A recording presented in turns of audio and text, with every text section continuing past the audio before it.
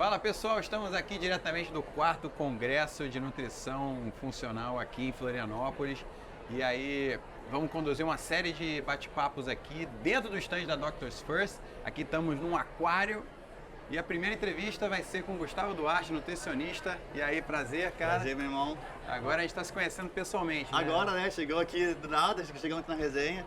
Mas prazer, galera. Meu nome é Gustavo Duarte, eu sou nutricionista, com pós-graduação em nutrição esportiva e também em emagrecimento e metabolismo. E espero conseguir contribuir um pouquinho aí com vocês. Pô, muito legal, cara. Isso aí é impressionante como está crescendo, né? Essa cabeça da nutrologia, da importância da nutrição ao longo do dia, né? A crononutrição, ligada à performance, qualidade de vida, longevidade. Você está vendo esse movimento assim crescente? Cara, total.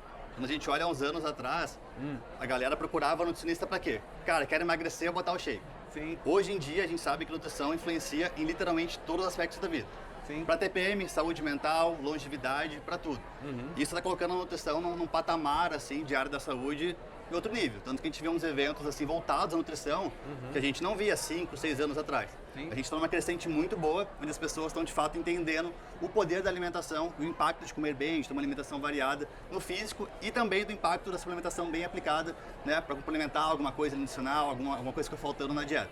Não, porque é muito doido, né? Tem aquele meme, 70% dieta, 30% treino. E realmente, com o alimento, a gente tem um contato constante ao longo do dia, né? O tempo todo a gente está sendo bombardeado ali por sei lá, eu estava no hotel agora, aí chega ali no café da manhã do hotel, é uma quantidade Começa nos absurda bolos, não de sei o que comida. lá, e a fruta tá lá no cantinho, no final, como se fosse que a galera menos quer comer, etc. Ainda tem muito isso, E cara. aí vai no, sei lá, no supermercado, aí 90% Exatamente, cara. dali também Exatamente. é armadilha, né? E a gente vê, até hoje, infelizmente, os produtos ultraprocessados e que tem uma qualidade nutricional inferior, sendo muito mais barato e muito mais em conta do que alimentos que têm uma densidade nutricional melhor. Cara, se a gente olha, por exemplo, para orgânico hoje em dia, Sim. o preço dos produtos é 3, 4 vezes mais caro do que o produto que não é orgânico, por exemplo. Quando a gente compara um cacho de banana com um biscoito recheado, o preço é muito parecido. Então tá crescendo bastante essa área, mas a gente tem essa questão ainda do alimento mais saudável, no geral, ainda não ser tão acessível para uma classe mais baixa, né? Sim. Uma classe média ali e tal, é até tranquilo. Mas quando a gente olha uma classe mais baixa, ainda assim é muito difícil. E não é só o dinheiro também, é o tempo que você gasta para, sei lá, lavar os vegetais, armazenar da forma correta, porque um biscoito recheado, como você falou, você compra uma vez, bota na dispensa, estraga. daqui a um ano você olha, ainda igual. tem 6 meses de validade, Tá sei lá. igual. E também a combinação desse alimento, né, cara? Se a gente olha, por exemplo, um biscoito recheado, vamos manter esse exemplo assim, é rico em quê? Carboidrato, gordura saturada e sódio. Esse tipo de combinação a gente não encontra na natureza. Porque alimento da natureza é rico em gordura e açúcar e sódio. Não tem. Sem misturar. Então, quando a gente consome esse tipo de alimento, nosso sistema dopaminérgico ali de busca de prazer, de recompensa, ele é ativado de forma muito intensa. Então, são alimentos que reforçam muito o nosso paladar e a gente tende a buscar ele muito mais do que um alimento que não é tão que é mais saudável, vamos colocar assim. Sim. Qual é a ideia? A gente tentar quebrar isso, inserindo aos poucos alimentos que têm uma densidade nutricional um pouco melhor e etc. Porque tem aquela coisa também da tolerância. Quanto mais você vai sendo exposto a alimentos ultrapalatáveis e tal, mais resistente, mais tem que ser mais cremoso. Tanto que eles juntam o sorvete com o, sei lá, com o biscoito, com a calda. Exatamente. São várias camadas ali de perversidade. Ali, Isso reforça muito a nível cerebral. Sim. Se pega, por exemplo, uma criança de 5 ou 6 anos de idade, que já é exposta a sorvete, alimentos mais palatáveis, como que a gente vai competir dando um pedaço de mamão com essa criança? Como é que o paladar dela vai gostar disso? Cara, não tem como. Porque já está acostumado com um paladar que é muito mais doce do que uma fruta. Sim. Por isso que a gente tenta, por exemplo, até os 2 anos de idade, a oferta de açúcar, de alimentos com paladar mais doce artificialmente, ser zero. Porque é uma fase, é um período crítico que a gente tem justamente essa mudança de paladar, essa formação de paladar.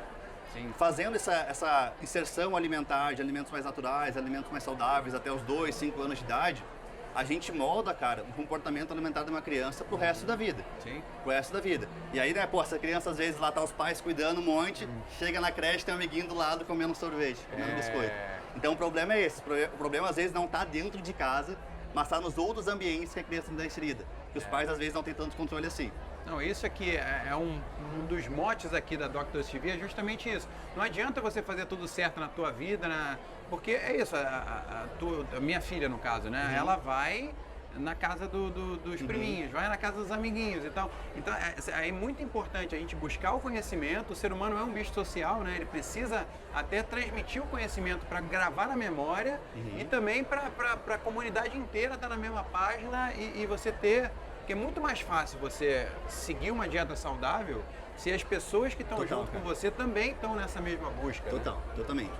O ambiente ao nosso redor influencia a gente mais do que a gente imagina. Pois é. É muito difícil, até mesmo quando o companheiro, por exemplo, tem maus hábitos, cara. Sim. Então o que vai acontecer que eu vejo muito na parte clínica? Eu pego 2 pessoas lá que tá com sobrepeso, obesidade, e aí a mulher ou o homem decide mudar. Cara, é muito mais difícil quando somente um do casal quer fazer essa mudança. Sim. Porque o outro acaba puxando muito para baixo. E como a outra pessoa que está tentando mudar tinha anos de maus hábitos, se ela não tem apoio do lado, cara, é muito difícil mesmo. Quebrar esse comportamento, etc. Então, uma premissa básica para quem é casado e os dois têm maus hábitos é justamente tentar mudar juntos. Procurar um acompanhamento nutricional junto, procurar um nutrólogo, um nutricionista, algum acompanhamento junto mesmo para fazer essa mudança em conjunto, como um todo. Isso faz toda a diferença, Total, né? cara. Um apoia o outro, né? Ajuda a manter no trilho, até construir os bons hábitos, né? Você precisa tomar muitas decisões conscientemente, né? Depois que você já construiu, aí você consegue deixar em velocidade de cruzeiro, digamos. Né? É isso. E o importante, o lado positivo também, é que essa parte de divulgação, fitness e da alimentação saudável está crescendo muito, que a gente comentou ali no início da nossa conversa. Sim. Isso é um ponto mega positivo. Então, até há poucos anos atrás, cara, era vergonhoso o cara levar uma marmita para o trabalho, para a faculdade, para o colégio. Hoje em dia isso está um pouco diferente já. As pessoas já não olham com aquele olhar assim tão ruim, pena, quase de pena, né? Coitado. Hoje a galera já valoriza um pouco mais, assim, tipo assim, putz, legal, o cara tentando mudar e tal. Então, assim, a implementação de bons hábitos e da mudança alimentar não está sendo mais tão vista com maus olhos como era há pouco tempo atrás. Isso é um ponto positivo. Então a gente aqui trocando ideia, disseminando boa informação é um ponto mega positivo. A gente está espalhando conhecimento para a galera entender assim que mudar, dá para mudar, que tem como mudar, mesmo que o cenário às vezes é muito difícil, a gente consegue fazer isso. A gente consegue. E qual que é a diferença assim de uma pessoa que está bem nutrida? Ela tem realmente mais vantagem? Uma pessoa que já está alimentada, que está com todos os nutrientes, os macronutrientes, no caso também a suplementação, né, com todos os minerais, com todas as vitaminas, ela tende a resistir mais às tentações, ela tem menos vontade de comer doce ou alimento ultraprocessado, por exemplo? Totalmente, tá? É o que eu falo sempre no meu Instagram ali. A alimentação influencia em literalmente todos os aspectos da vida. Cara, todos. Até porque a gente estava conversando ali antes, né? O treino, por exemplo, é 1 hora do dia. Sim. A alimentação está ou comendo ou tentado a comer nas outras 16, por exemplo, aí 14, tirando o sono. Né? E de fato, quando a gente tem uma má nutrição, por exemplo, a gente tem uma vontade maior para consumir alimentos mais palatáveis. Por quê? Porque nosso cérebro já tem uma associação que naquele alimento mais palatável vai ter uma concentração calórica maior. Como é que a gente faz, por exemplo, para tirar a vontade de doce de pessoas que sentem muita vontade de comer alguma coisa mais palatável ou com paladar ali mais doce mesmo de noite? Quando a gente olha a rotina dessa pessoa, a gente percebe que ela faz uma restrição nutricional muito grande ao longo do dia. O que ela faz? Toma um café da manhã, que é típico do brasileiro, é pão com manteiga, um copo de café com leite e açúcar, nada de proteína, puro carboidrato e gordura, aí fica sem comer nada até o almoço, aí o almoço ali, cara, eu pego um PF, ou come um lanche, um sanduíche, fica a tarde inteira sem comer, chega do trabalho em casa, 7, 8 horas da noite, cansada, estressada, né? O córtex pré-frontal, que é a nossa razão interior, não funciona tão bem assim. A amígdala, responsável pela nossa impulsividade, está muito ativa. O que será que essa pessoa chegando em casa 8 horas da noite, morrendo de fome, uma nutrição horrível ao longo do dia inteiro, vai comer? Cara, vai baixar o iFood e pedir uma pizza, com certeza. Quando a gente pega essa mesma pessoa e distribui a alimentação dela ao longo do dia inteiro, uma boa qualidade nutricional, uma boa densidade nutricional, a gente tem um controle de saciedade, de apetite e também de vontade muito grande. Por quê? Porque a gente consegue justamente garantir essa nutrição. Ela não sente essa vontade tão grande de comer algo de noite porque ela está saciada ao longo do dia inteiro. Né? E a gente não fez restrições muito grandes. Então a gente não precisa tirar tudo que a pessoa gosta de comer. É a mesma coisa que quem tenta perder peso rápido. O que a pessoa faz? Corta tudo que gosta. Então consegue manter isso durante 1, 2 meses, perde 10 quilos e reganha 12 depois. Né? É exatamente isso que acontece na prática. Não é sustentável, né? A pessoa tá... E também a alimentação está muito ligada à identidade, né? Tem essa parte assim profunda. E as pessoas, eu amo pão. Ou, né, tipo, ela se sente como se ela fosse aqueles hábitos, né? Quando na verdade o hábito é só um comportamento ali que ela consegue corrigir umas premissas assim, e consegue criar uma nova identidade, uma nova relação afetiva com as pessoas e com as coisas. Por que a pessoa não consegue abrir mão de um pão, por exemplo? Cara, desde que essa pessoa era criança, com 3, 4 anos, ela come pão francês de manhã com manteiga há 30, 40 anos. Esse comportamento está muito reforçado. E hábito é exatamente isso. É o mesmo comportamento sendo repetidas várias vezes. Dá para quebrar? Dá para quebrar tranquilamente, cara. Tranquilamente. Ah, a pessoa gosta muito de pão, dá para encaixar de vez em quando? Dá para encaixar. A base da dieta dela é só pão, aí tem problema. Né? A gente consegue ir mudando isso aos poucos, fazendo mudanças graduais. Pô, ela come pão com manteiga 5 vezes por semana. Ah, a gente pode manter esse pão no início, trocar, tirar uma manteiga, botar um alimento que tem um pouco menos de calorias. A gente pode tirar esse pão 5 vezes por semana para 3 aos poucos e mudando, a gente consegue. A gente vai quebrando esse comportamento, colocando outros comportamentos positivos no lugar e sentindo na prática. Individualidade é essencial, principalmente hoje em dia, que a galera costuma copiar a dieta de blogueiro, que vê na internet, pegar tudo pronto ali, não funciona, cara. Sim. Não funciona. A nutrição entra muito forte na individualidade. Uma coisa assim, a ordem dos alimentos na refeição faz diferença? Por exemplo, no café da manhã, né? Normalmente tem no café de hotel, tem o ovo. Eu, por exemplo, eu tendo a comer primeiro o ovo, que aí tem bastante proteína com gordura, dá uma saciada também e meio que já faz ali como se fosse uma base. Aí depois eu comi, sei lá, pão de queijo com manteiga. Comi uns 3 pães de queijo com uma manteiguinha, depois comi fruta. A ordem dos alimentos faz diferença também na absorção dos picos de glicose? Faz diferença, especialmente para quem tem um sobrepeso, obesidade, um problema, por exemplo, com glicose, com a insulina. Porque se essa pessoa começa o café da manhã, vamos bater o café da manhã porque é um exemplo bom. Comendo ali carboidratos simples, por exemplo, logo de início, isso vai dar um pico glicêmico, vai subir muita glicose de uma vez, e o problema é que essa glicose, quando sobe muito rápido, ela cai tão rápido quanto, cara. Então vai dar aquele pico, vai dar meia hora, vai cair. Quando cai, qual é o problema? Que eu tenho certeza que uma galera vai se identificar. Dá uma queda de energia muito grande, porque falta glicose no sangue.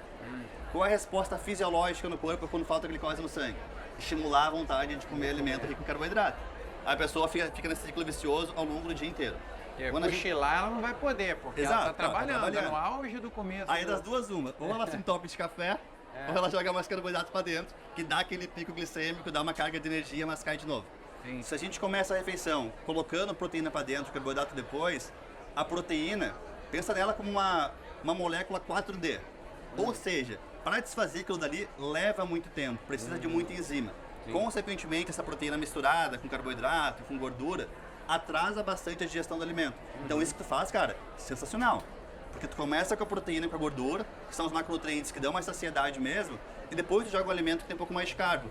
A digestão fica muito mais lenta, tu fica muito mais saciado e tu mantém tua energia estável. Não dá aquele pico e aquela queda a seguir. Que nem eu falei, isso é especialmente verdade para quem tem sobrepeso e obesidade. Só que, cara, quando a gente olha pro Brasil, a gente tá falando de 60% da população. Nossa, crescendo sim, muito. Não é a minoria. É a única vez na história que a gente tem mais pessoas com sobrepeso e obesidade do que baixo peso. Então, o sobrepeso e a obesidade virou um novo normal, que a gente tem que falar pra galera. Sim, é um novo normal, exatamente isso. Não, e as pessoas ficam reforçando ali no ambiente, tá todo mundo assim, né? E aí passa a sensação de naturalidade, quando na verdade não, né? Você só desliga o alarme, tá ali, alarme de incêndio. Aí tá todo mundo junto, vai lá, desliga o alarme, mas o incêndio tá lá, né? Total, cara. É o que eu falo pra galera assim, não é porque é comum que seja normal. A obesidade, o sobrepeso é uma doença, isso é caracterizado como uma doença mesmo.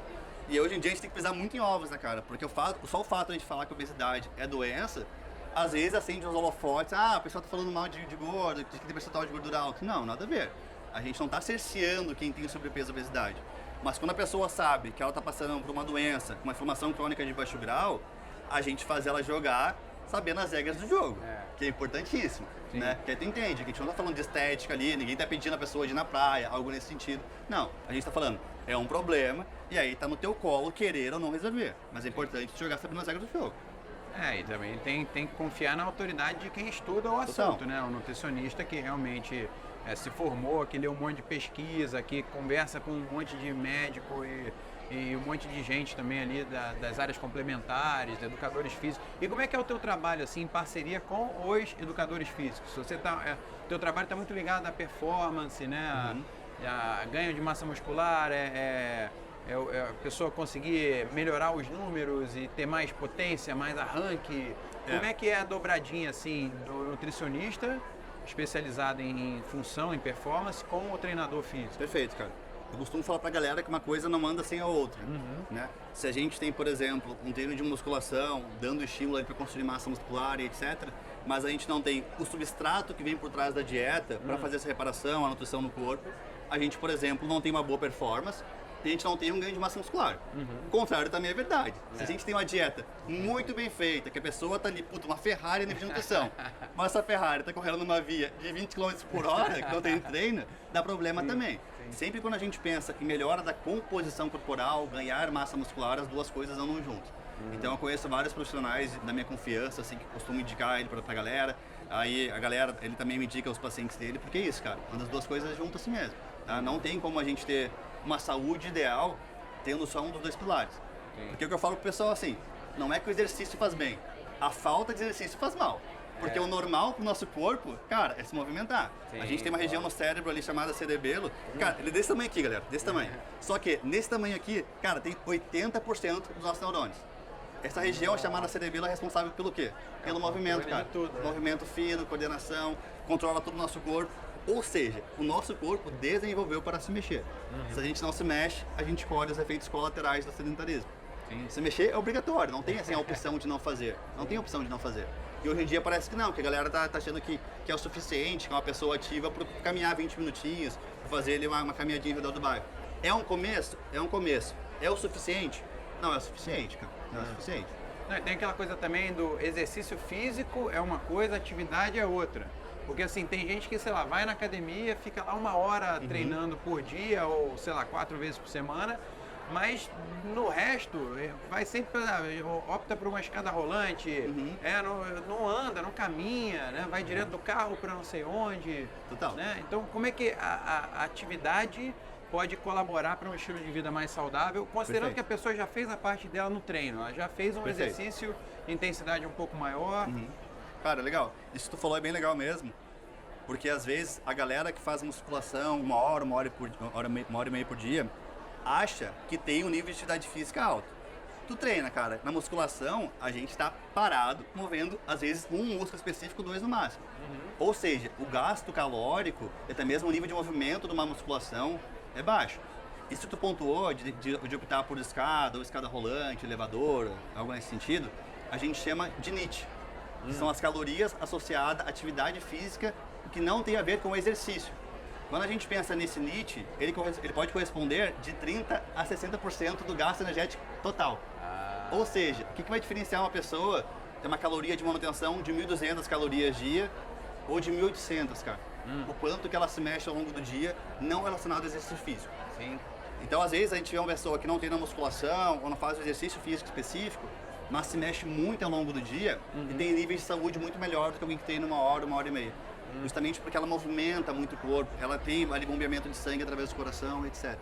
Então, cara, dica básica assim pra galera, essas pequenas coisas do dia a dia que parece que não vão ter impacto no final do dia, ou do mês, ou da semana, tem um impacto gigantesco. Gigantesco, tanto na saúde metabólica, quanto na questão de quantas calorias essa pessoa pode comer para ter ali uma manutenção, um ganho de massa muscular, uma perda de gordura. Tem que se mexer, quanto mais melhor melhor mesmo. E é hábito, né, cara? É hábito. Sim, a pessoa vai a vida inteira andando de escada rolante. E aí quando ela, assim, não é nenhum esforço a mais ela subir de escada. Vai levar 2 minutos a mais ali no dia. O cérebro é treinado a procurar sempre a via que gaste menos energia, né? E esse que é o problema. Para crise, sei lá, vai que tem que sobreviver a uma catástrofe e tal. E esse que é o problema. Exatamente. Porque o nosso cérebro de 100 mil anos atrás, que tinha escassez de alimento, é o mesmo cérebro de hoje em dia. Por isso que a gente tem mecanismos ali, pensando em perda de gordura, muito mais forte do que os mecanismos compensatórios para ganho de gordura. Por isso que, cara, chega a pessoa a pesar 200 quilos. Porque pro corpo, pensando no contexto evolutivo, isso é muito vantajoso, cara. Isso é muito vantajoso. Tá estocando gordura. Contrário, conta bancária recheada. Exatamente. Você tá com um monte de dinheiro no banco. Total, cara. E quando a gente pensa na perda de gordura, nosso corpo odeia isso. Por isso que a gente sente muita fome, muita vontade de comer alimento palatável, porque tem mais caloria. É isso que acontece. Só que qual é o problema hoje em dia? O que a gente está conversando? O gasto calórico, o gasto energético reduziu drasticamente, que é Uber, é iFood, é escada rolante, né? E o consumo ficou muito mais fácil do que era antigamente. Então a conta nunca vai fechar, cara, nunca vai fechar. Precisa de uma mudança mesmo no estilo de vida, de alguém ali assessorando por trás em relação a ter uma dieta bem prescrita, bem orientada, uma suplementação bem aplicada quando tem necessidade e uma prescrição de treino bem feito, justamente a gente passar essas dicas de se movimentar mais, de se mexer mais para ter esse aumento do gasto calórico. Ah, muito legal, cara. Obrigado. Eu queria ficar mais tempo conversando. A gente pode marcar Vamos outro marcar, papo depois. por favor, por favor. Muito bom. Obrigado. E obrigado aqui por estar aqui nos prestigiando aqui no stand da Dr. Spurs. Obrigado pelo convite, espero ter contribuído um pouquinho aí. Muito, contribuiu muito. Obrigado. Certo. Tamo junto aí, pessoal. Valeu, galera. Acompanhe, a gente vai fazer uma série de entrevistas aqui no Congresso de Nutrição Funcional em Florianópolis, em 2024. Mas também tem um monte de entrevista muito legal aqui no canal da Dr. CV. Então acompanha aí, vai maratonar, porque só tem coisa boa a acrescentar aí à tua vida e à tua saúde, longevidade, estética, performance. Tamo junto. Valeu! Valeu!